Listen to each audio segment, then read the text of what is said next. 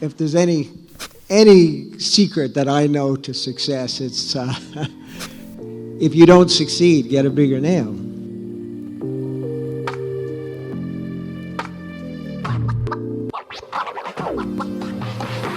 My brother and I were both readers, and at some point along the way, I decided that I wanted to be a writer.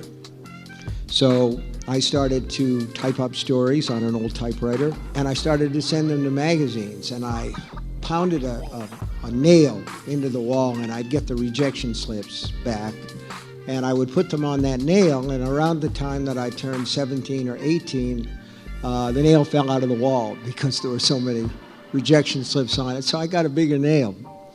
And if there's any secret that I know to success, it's if you don't succeed, get a bigger nail.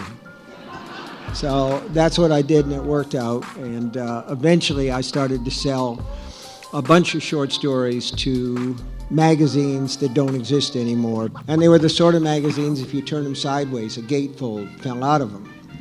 But they paid actual money, and I was working first in a laundry, and then I got a job teaching school for the princely sum of $6,400 a year. My wife and I married young, had kids young, so we were stupid, it happens. And those checks came in handy. Of course, I was very proud, and I wanted my mother to see my published stories, and my wife came up with this beautiful gimmick. She would photocopy them, and she would put strips of blacking over the ads for the X-rated movies and the dating sites and all the rest of it. And I sent them off to my mother, and she was always pleased, and she would always say, "What magazine was that in?" And I'd say, "Well, actually, Mom, it's in one of those men's magazines, but it buys penicillin for the baby's ear infection," and she liked that. So I started to write novels. I was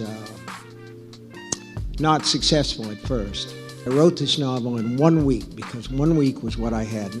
I sent it off to a science fiction publisher and actually got back a note that said, "There is no market for dystopian fantasies."